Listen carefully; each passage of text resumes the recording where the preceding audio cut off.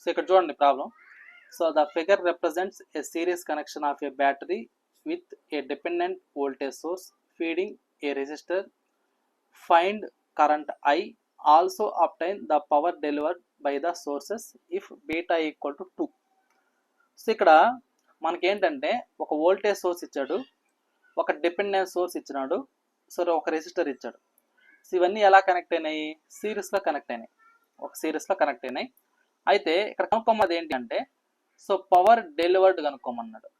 So power delivered by the source. So అంటే source నుంచి ఎంత పవర్ అనేది డెలివర్ అవుతుంది అనేది అని మనం కనుక్కోవాలన్నమాట. ఓకేనా? దాంతో పాటుగా ఇక్కడ కరెంట్ అనేది కనుక్కోమన్నాడు. So find current I.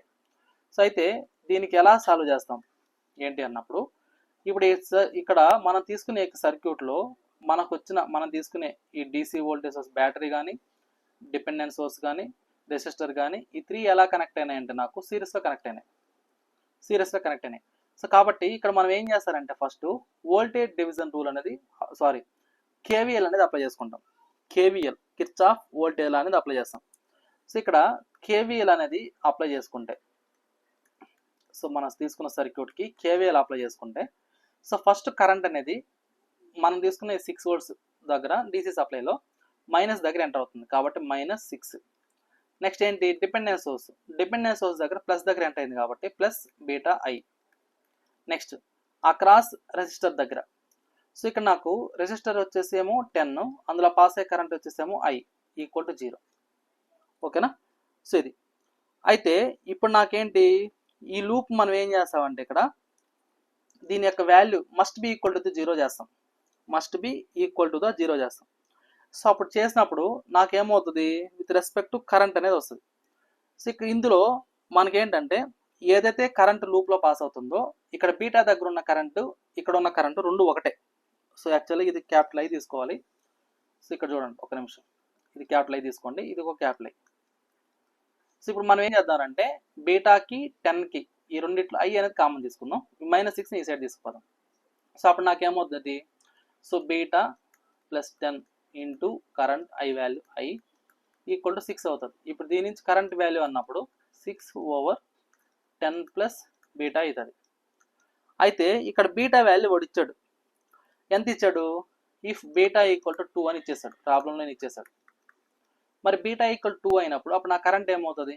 So current I equal to 6/10 plus 2 అంటే I ఈక్వల్ టు 6/12 అంటే దీని వాల్యూ ఎంత అయింది నాకు? 1/2 యాంపియర్స్ అయింది. అంటే కరెంట్ ఎంత అయిందంటే నాకు హాఫ్ ఆఫ్ ద కరెంట్ అయింది, హాఫ్ యాంపియర్స్ అయింది. ఇది నా కరెంట్. So current కనుక్కునేసాం. ఇప్పుడు ఏం కావాలి నాకు? Power delivered by the source అనేది కావాలి. ఇక్కడ సోర్స్ అంటే ఏంటంటే ఇక్కడ నాకు 6 volts అనేది సోర్స్. ఇక్కడ సోర్స్ అనేది ఏంటంటే 6 volts అనేది సోర్స్. అయితే power delivered by the source అంటే ఫార్ములా ఏంటి? So power delivered by the source. So power delivered by the source అంటే ఏంటంటే జనరల్గా సో పవర్ P డెలివర్డ్ అని రాసుకుంటాం. సో ఇక్కడ వోల్టేజ్ ఇంటూ కరెంట్గా తీసుకుంటాం. ఓకేనా? పవర్ డెలివరీ అంటే వోల్టేజ్ ఇంటూ కరెంట్గా తీసుకుంటాం. అయితే ఇక్కడ నాకు వోల్టేజ్ వచ్చేసరికి 6, కరెంట్ ఎంత అంటే లూప్లోకి పాస్ అయ్యే కరెంట్ ఎంత? 1/2 యాంపియర్స్. అంటే ఎంత వచ్చింది నాకు? ఇది 3 watts వస్తుంది. సో ఇక్కడ నాకు ఈ డెలివరింగ్ పవర్ ఎంత అవుతుందంటే నాకు 3 watts అన్నమాట. అంటే ఏదైతే మనం ఈ 6 volts బ్యాటరీ తీసుకున్నామో దాని ద్వారా పవర్ డెలివరీ అయ్యేదంతా అంటే నాకు 3 watts. సో ఇక్కడ నాకు మనం తీసుకునే ఈ సర్క్యూట్లో డిపెండెంట్ సోర్స్ లేకుండా సింపుల్గా అక్కడ ఓన్లీ రెసిస్టర్ అలాంటివి ఉంటే ఇక్కడికి స్టాప్ చేసేవచ్చు ప్రాబ్లం అనేది. ఓకేనా? కానీ ఇక్కడ నాకు ఒక డిపెండెంట్ సోర్స్ అనేది ఇచ్చాడు. ఆ డిపెండెంట్ సోర్స్ దగ్గర బీటా ఇంటూ I అనే పారామీటర్ తీసుకున్నాడు. సో ఎప్పుడైతే ఆ విధంగా డిపెండెంట్ సోర్స్ అనేది ఎగ్జిస్ట్ అయ్యి ఉంటుందో సో అప్పుడు మనం డైరెక్ట్గా పవర్ డెలివరింగ్ పవర్ అనేది 3 watts అనేది ఆన్సర్గా తీసుకోకూడదు. ఓకే? సో ఇప్పుడు మనం ఏం కన్సిడర్ చేస్తామంటే ఇక్కడ సో ఏదైతే సర్క్యూట్ ఉందో సో ఆ డిపెండెంట్ సోర్స్ దగ్గర పవర్ అనేది కనుక్కోవాలన్నమాట. సో డిపెండెంట్ సోర్స్, సో ఇక్కడ నాకు ఏదైతే డిపెండెంట్ సోర్స్ ఉందో ఆ డిపెండెంట్ సోర్స్ దగ్గర కూడా పవర్ అనేది కనుక్కుంటాం మనం. సో డిపెండెంట్ సోర్స్ దగ్గర ఉండే power, so dependent source power. So ఇక్కడ మీకు ఒక డౌట్ వస్తుంది, సో డిపెండెంట్ సోర్స్ దగ్గర పవర్ అనేది డెలివర్ అవుతుందా అబ్జార్ప్షన్ అవుతుందా అని. సో ఇక్కడ మీరు అబ్జర్వ్ చేసినట్టయితే ఈ సర్క్యూట్ మనం అబ్జర్వ్ చేసినట్లయితే ఇక్కడ మనకి ఏమవుతుందండి, ఇక్కడ చూడండి ఒకసారి, ఇది నేను తీసుకునే 6 volts, ఇది ప్లస్, ఇది మైనస్, ఇది ప్లస్, ఇది మైనస్, ఇది బీటా టైమ్స్ ఆఫ్ ఐ, ఇది 10 ohms, ఇందులో పాస్ అయ్యే కరెంట్ వచ్చేసరికి ఐ, ఇది మనకు తెలిసింది. అయితే ఇక్కడ ఏదైతే సోర్స్ ఉందో, ఏదైతే 6 volt సోర్స్ ఉందో, ఇది ప్లస్, ఇది మైనస్. ఇక్కడ మీరు కరెంట్ అబ్జర్వ్ చేయండి, ఈ కరెంట్ అనేది ఇలా పాస్ అవుతుంది. అంటే కరెంట్ అనేది ఇక్కడ ఎంటర్ అవుతుంది, దేనికి ఎంటర్ అవుతుంది, నెగిటివ్లోకి ఎంటర్ అవుతుంది, లీవింగ్ అనేది పాజిటివ్ దగ్గర లీవ్ అవుతుంది. సో ఎప్పుడైతే నాకు కరెంట్ అనేది మనం తీసుకున్న సోర్స్ దగ్గర నుంచి లీవ్ అవుతుందో దీన్ని మనం ఏమంటామంటే సోర్స్ అంటారు. ఓకేనా, మీకు స్టార్టింగ్ క్లాస్ చెప్పాను నేను, సోర్స్ అంటారు. అదే డిపెండెంట్ సోర్స్ దగ్గర తీసుకోండి, ఇది ప్లస్, ఇది మైనస్, ఇది బీటా ఇంటూ ఐ. మరి డిపెండెంట్ సోర్స్ దగ్గరకు వచ్చేసరికి కరెంట్ ఏమవుతుంది, ఇలా ఎంటర్ అవుతుంది. ఎప్పుడైతే మన సోర్స్ దగ్గరికి, మనం తీసుకున్న సోర్స్ దగ్గరికి పాజిటివ్ టెర్మినల్ దగ్గరికి ఎంటర్ అవుతుందో ఇది ఏమవుతుంది, సింక్ అవుతుంది. దాన్నే మనం లోడ్ అంటారు. ఓకేనా. సో ఇక్కడ నాకు ఎప్పుడైతే మన సోర్స్ దగ్గర నెగిటివ్ దగ్గరికి ఎంటర్ అవుతుందో అది సోర్స్ అవుతుంది. ఇక్కడ డెలివర్ చేసేదాన్ని ఏమంటామంటే మనం డెలివరింగ్ పవర్ అంటారు. డెలివరింగ్ పవర్ అంటారు. అదే ఎప్పుడైతే కరెంట్ అనేది పాజిటివ్ టెర్మినల్ దగ్గరికి ఎంటర్ అవుతుందో, పాజిటివ్ టెర్మినల్ దగ్గర ఎంటర్ అవుతుందో దాన్ని ఏమంటామంటే పవరే వస్తుంది. కాకపోతే దాన్ని ఏమంటామంటే అబ్జార్బ్డ్ పవర్ అంటారు. ఓకేనా, అబ్జార్బ్డ్ పవర్ అంటారు. కాకపోతే దీని యొక్క సిగ్నేచర్ దేనితో ఇండికేట్ చేసుకుంటాం, మనం నెగిటివ్తో ఇండికేట్ చేసుకుంటాం. దీని యొక్క సిగ్నేచర్ పాజిటివ్తో ఇండికేట్ చేసుకుంటాం. ఓకేనా. సో కాబట్టి ఇంతకుముందు మనం ఆల్రెడీ డెలివరింగ్ పవర్ అనేది కనుక్కునేసాం. ఎక్కడ మనం తీసుకున్న 6 volts సోర్స్ దగ్గర, డీసీ సోర్స్ దగ్గర. ఇప్పుడు డిపెండెంట్ సోర్స్ దగ్గర కనుక్కోవాలి. సో ఇక్కడ మీరు అర్థం చేసుకున్నట్లయితే, సో ఈ డిపెండెంట్ సోర్స్ దగ్గర పవర్ కావాలి అన్నప్పుడు సో దీని ఏమంటాం మనం అబ్జార్బ్డ్ పవర్ అంటారు.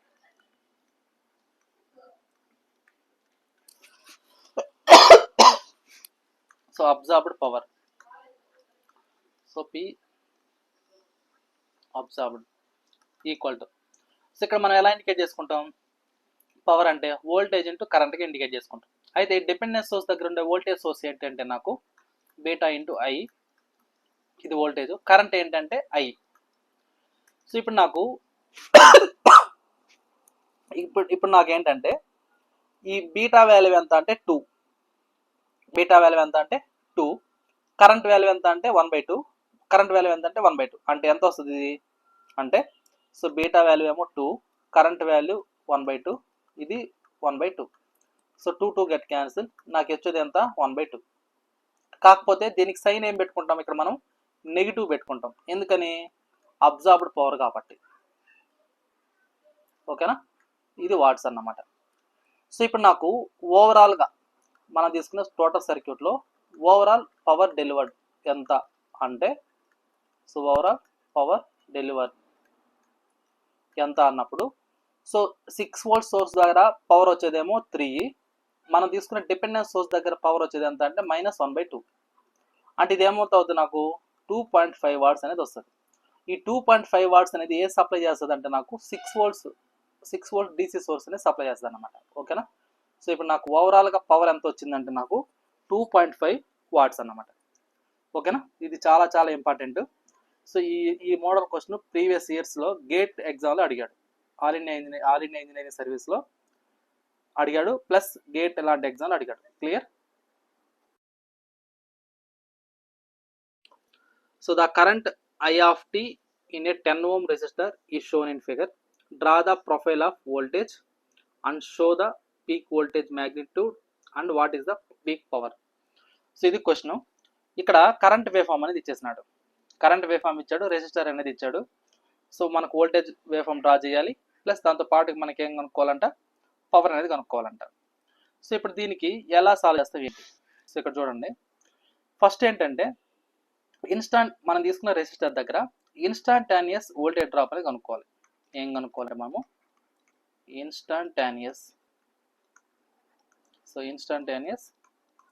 వోల్టేజ్ డ్రాప్, ఇన్స్టాంటానియస్ వోల్టేజ్ డ్రాప్ అనేది కనుక్కోవాలి. మరి ఇన్స్టాంటానియస్ వోల్టేజ్ డ్రాప్ అన్నప్పుడు so V of t equal to I of t into R. So V equal to IR కదా, అలాగన్నమాట.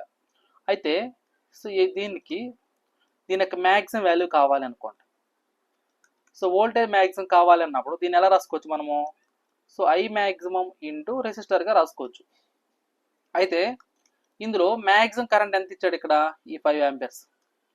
సో కాబట్టి కరెంట్ ఏమో 5, రెసిస్టెన్స్ వాల్యూ ఏమో 10.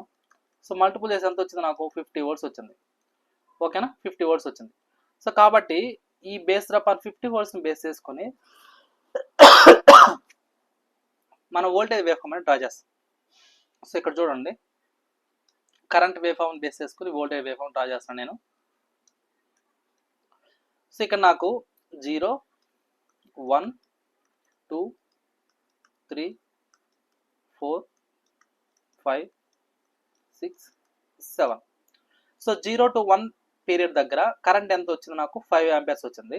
అదే 0 to 1 దగ్గర వోల్టేజ్ ఎంత వస్తుంది అంటే నాకు 50 వస్తుంది. కాబట్టి దీని వాల్యూ ఎంత అంటే నాకు 50. ఇదేంటిది?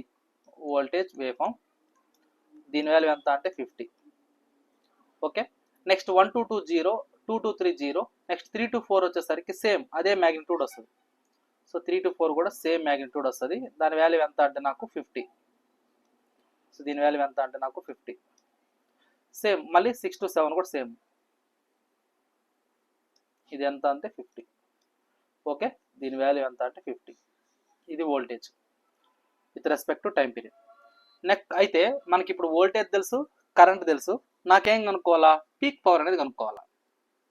సో కాబట్టి దీని నుంచి ఇప్పుడు నాకేం కావాలా? పీక్ పవర్ అనేది కావాలి. So peak power, so peak power is, so peak power అన్నప్పుడు దాన్ని ఎలా ఇండికేట్ చేసుకుంటాం? మ్యాక్సిమం పవర్ని మనం పీక్ పవర్ అంటాం. So P maximum equal to so voltage maximum into current maximum. So మన వోల్టేజ్ వేవ్ ఫామ్ నుంచి వోల్టేజ్ వచ్చేసరికి మ్యాక్సిమం ఎంత అంటే నాకు 50. కరెంట్ యొక్క వేవ్ ఫామ్ నుంచి కరెంట్ మ్యాక్సిమం ఎంత అంటే నాకు 5. ఈ రెండు మల్టిపుల్ చేస్తే వచ్చే వాల్యూ ఎంత అంటే నాకు 250 వాట్స్ అన్నమాట. 250 వాట్స్. సో మరి ఈ 250 వాట్స్ తగ్గట్టు కూడా మనం ఏం చేయాలా? పవర్ వేవ్ ఫామ్ కూడా డ్రా చేయాలి. సో ఇందులో కూడా ఎలా చేస్తాం? 0, 1, 2, 3, 4, 5, 6, 7 ఇలా తీసుకుంటాం. ఇందులో 0 to 1 దగ్గర వోల్టేజ్ వచ్చేసేమో 50, కరెంట్ ఏమో 5. ఈ రెండు మల్టిపుల్ చేసి వచ్చిన వాల్యూ 250. సో దీని వాల్యూ ఎంత అంటే నాకు 250. ఇది ఏ వేవ్ ఫామ్ అంటే నాకు power wave form. Okay, next మళ్ళీ 3 to 4 కూడా అంతే వస్తుంది. నెక్స్ట్ 6 to 7 కూడా అంతే వస్తుంది. సో దీని వాల్యూ ఎంత అంటే నాకు 250 వాట్స్. 250 వాట్స్. సో అదే నాకేమవుతుంది? పీక్ పవర్ అనేది అవుతుంది. ఓకేనా, పీక్ పవర్ అని అవుతుంది. సో పవర్ ఏమో 250, వోల్టేజ్ వచ్చేసరికి 50. సో మనం కనుక్కోమన్నది ప్రాబ్లంలో ఏమనుకోమన్నాడు? V కనుక్కోమన్నాడు, పీక్ వోల్టేజ్ మ్యాగ్నిట్యూడ్ కనుక్కోమన్నాడు, పవర్ పీక్ పవర్ ఎంత కనుక్కోమన్నాడు. కాబట్టి ఆ వాల్యూస్ మనం కనుక్కునేసాం. ఓకే, సో ఇదన్నమాట. So clear.